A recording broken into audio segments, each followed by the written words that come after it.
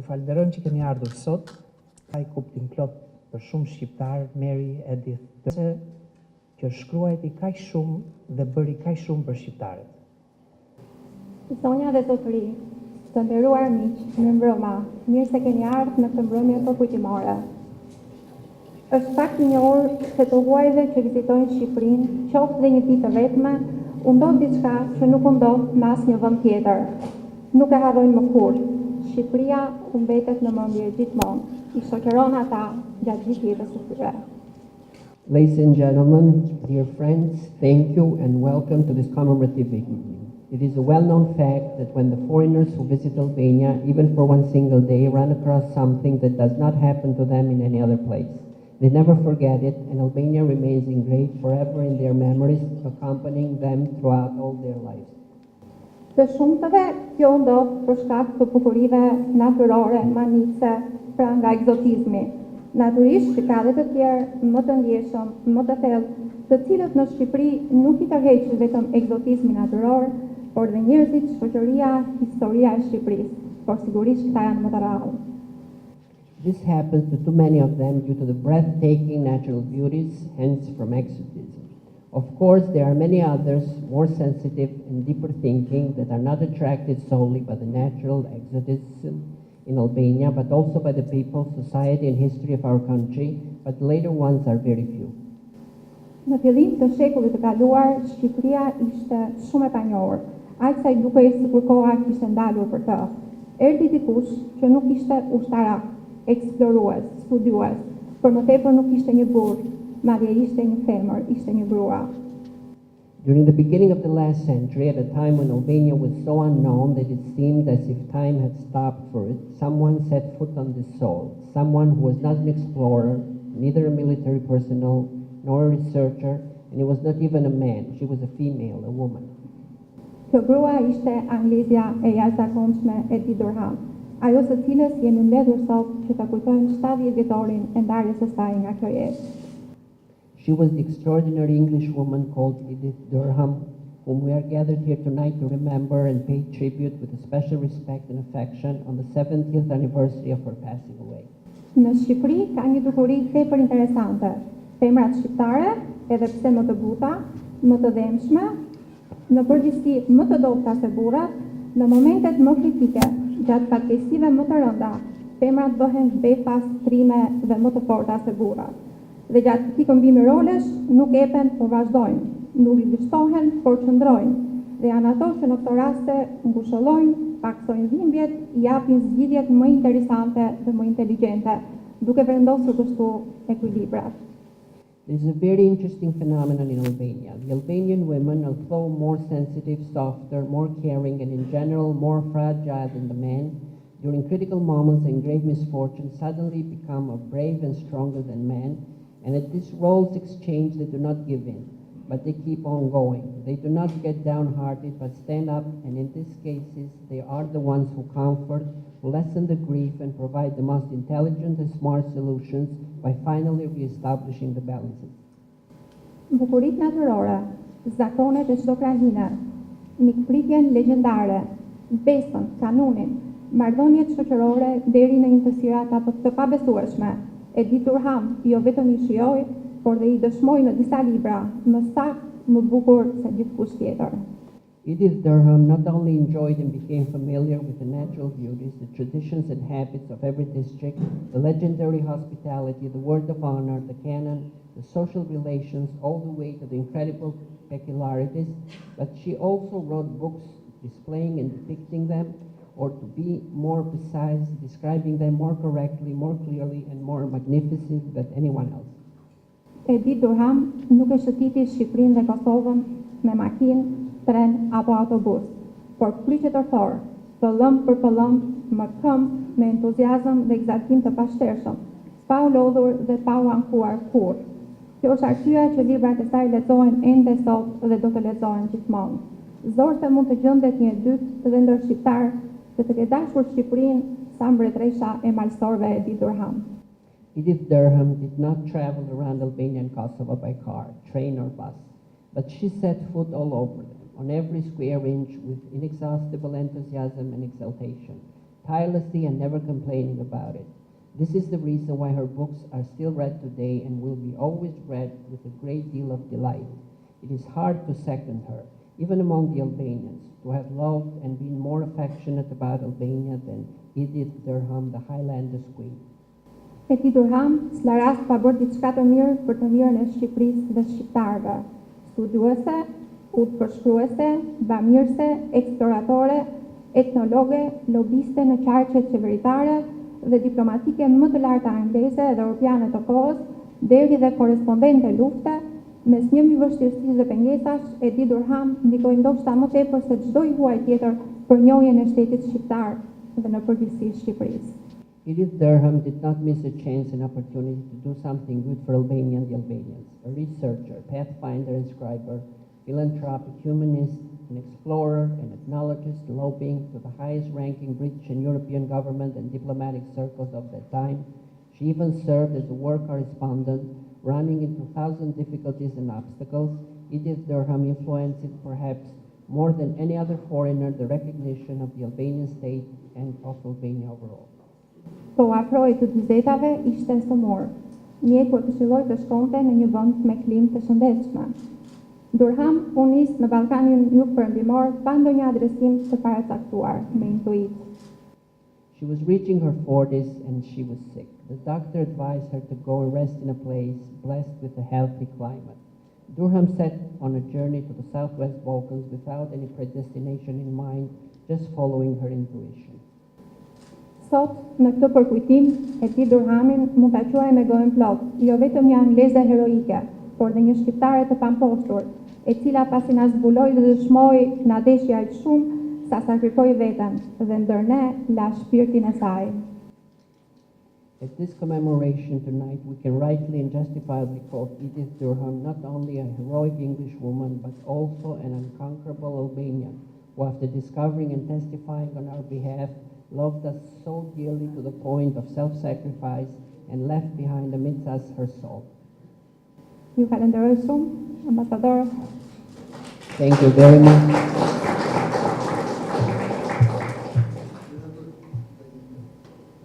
Mr. President, ladies and gentlemen, dëshiroj të falenderoj Presidentin në lidhje me iniciativin për të përkutuar jetën e Edith Durham. Në marrëdhëniet mes dy vendeve tona, roli i Edith Durham ka qenë më i rëndësishëm se ai i çdo grojat jetër angleze. Ruhem të flas për jetën dhe punën e saj para këtij grupi, i cili është më i mirë informuar se unë mbi të. Po mendoj se jeta e Edith Durham mund të na shërbejë ne sot për të nxjerrë disa mesime interesante. Mesime e parë është se jeta tona mund të marrë drejtimin vetet të papritur. Pjesë e parë jetës së Edith Durham ishte dedikuar kujdesit për nënën e sëmur. Ajo e ndërmori udhëtimin e saj të parë në Ballkan në moshën 37 vjeçare. Qëllimi kryesor i këtij udhëtimi është për arsye shëndetësore. Kështu që ajo nuk mendonte se gjatë këtij udhëtimi do të ngjite banorët e zonave më të thella të Shqipërisë, të cilët në ato kohë ishin për britanikët më të lagët të qendra e Afrikës ose Indisë. Duke bërë të njohur për publikun britanik kulturën e Shqipërisë, ajo gjithashtu nuk priste të fitonte famë si eksperte etnografi dhe folklori. Ajo nuk priste të bëhej figurë madhore humanitare, duke mobilizuar ndihmë për popullin shqiptar në kohrat e tij më të vështira. Ashtu siç nuk priste të bëhej aktiviste politike, duke lobuar për pavarësinë dhe të drejtat e kombit shqiptar. Në këtë mënyrë, karriera e Edith Durham tregon se ne të gjithë kemi brenda vetes më shumë potencial se sa mendojmë dhe mund të arrijmë shumë më shumë nga se kemi pritshmëri. Pa dyshim që të tjerë Edith Durham të mundshëm jetojnë pa gjumë në Londër ose Tiranë, të cilat ndoshta një ditë mund të tregojnë një publiku të ri mbi Shqipërinë dhe popullin e saj dhe të sigurinë mbështetje të vendin. Shtutet është domethënë fakti se personi që më së miri i bëri të njohur botës anglishfolëse Shqipërinë dhe kulturën e popullit të saj nuk ishte një akademik profesionist. Ajo ishte një individ privat i cili përdori dëshmërisë, vëzhgimin, inteligjencën dhe aftësitë e saj në të shkruar për të kuptuar shpirtin e një kombi. Ajo përdori aftësitë e saj të sinqertë letrare për të përcuar një publiku të tjera atë që kishte kuptuar, duke bërë që librat e saj të lexohen ende sot në Angli dhe në Shqipëri. Është gjithashtu e kuptim plot fakti se personi i cili ka përfaqësuar më mirë çështjen kombëtare shqiptare në Parlamentin Britanik nuk ishte as një politikan, as një diplomat. Njerëzit e fshatërorët malore në veri të Shqipërisë e donin Edith Durhamit për shkak të frymërisë, për dashamirësi dhe interes të ajo kishte për jetët e tyre. Ajo i donte ata për besnikërinë, mikpritën dhe vendosmërinë e tyre. Miqësia e Edith Durhamit me njerëzit që ajo takoi në Shqipëri do të kishte pasojë të rëndësishme për marrëdhëniet ndërmjet Britanisë dhe Shqipërisë dhe për ardhmen e kombit shqiptar. Madje në kohën që ajo doli të mbrojtje të shqiptarëve nuk dihej me siguri nëse vendi do të vjonte të ekzistonte. Në këtë mënyrë, kjo nëndizon rëndësinë e lidhjeve mes njerëzve me njëri tjetrin. Ndonjëherë që ata të cilët nuk mbajnë titullin ambasador në katëvizitin e tyre janë ambasadorët më të mirë të vendeve tona. Jam i nderuar të jem sot i pranishëm për të kujtuar Edith Durhamit dhe arritjet e saj. Ju falenderoj.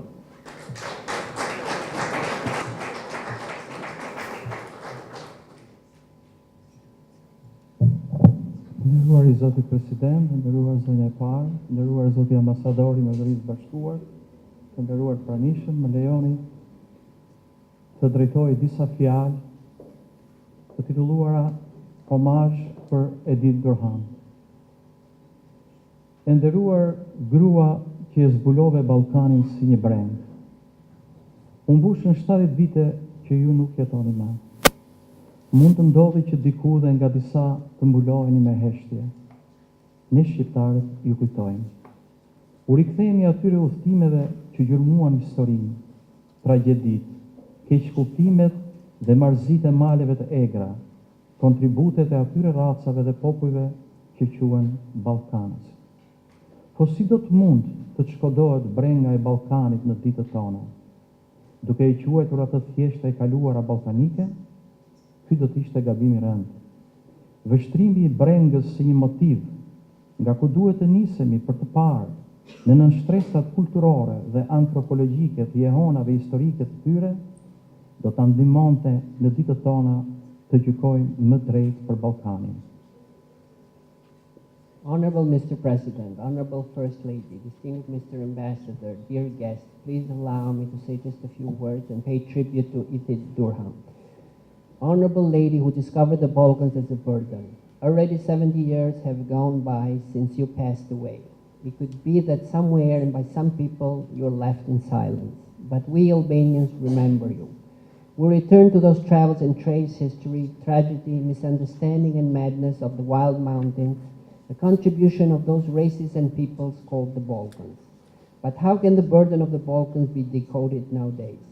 By simply calling it the Balkan past? This would be a huge mistake.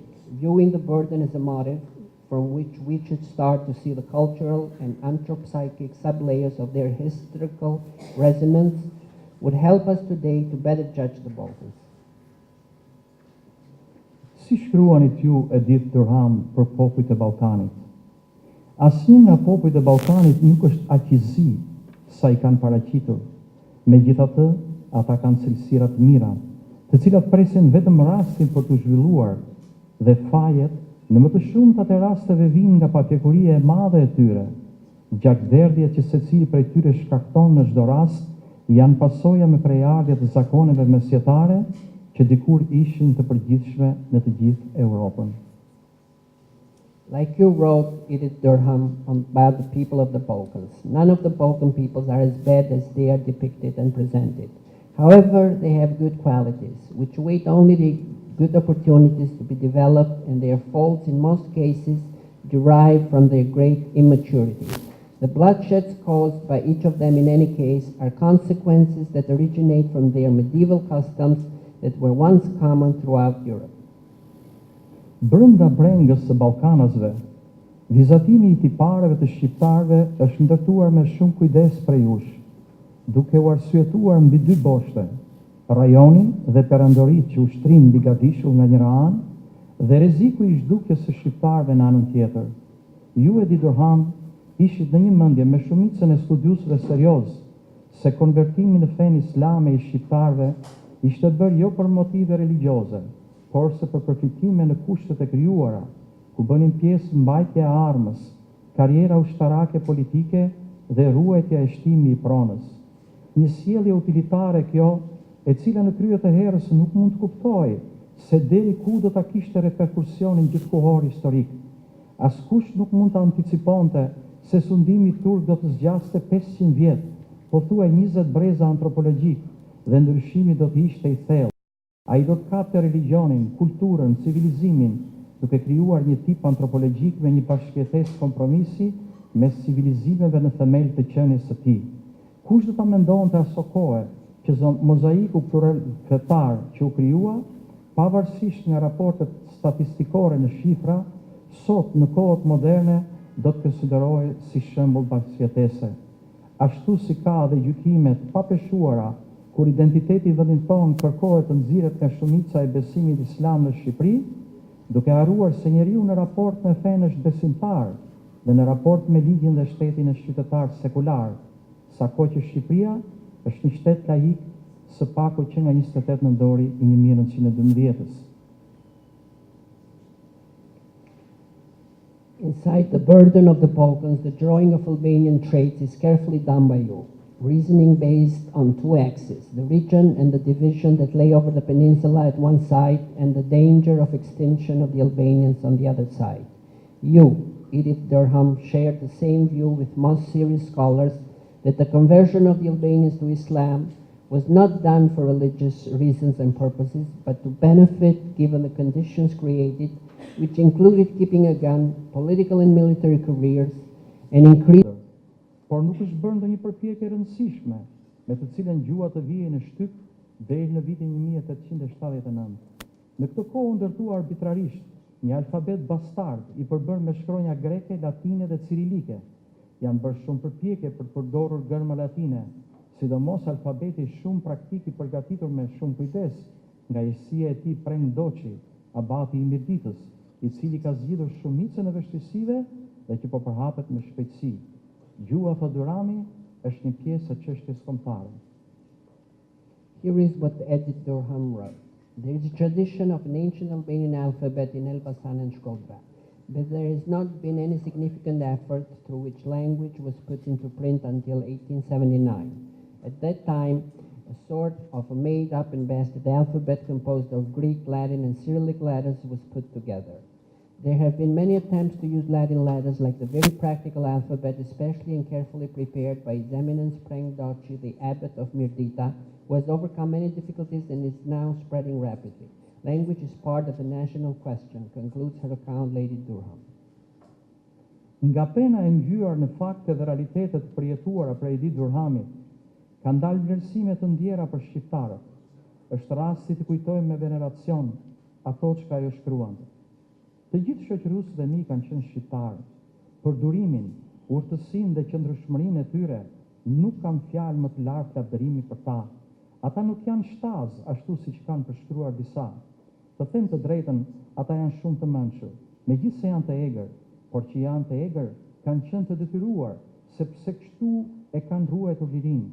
Kur ata të mos jenë më të detyruar që të mbeten të shkëputur nga bota, atëherë ata do të zgjohen dhe do të shihet fuqia e tyre. siguroj se ata janë Bismarck të vërtet. Dikur ata do të kërkojnë dhe Europa do të jetë i detyruar t'u japi atë që do të kërkojnë. Të falenderit Edith Durhamit, mirënjohje për fisnikërinë tënde sublime. From the factual writing based on realities experienced by Edith Durham have come out many heartfelt appreciations for Albanians. It is the occasion to remember with veneration what she wrote.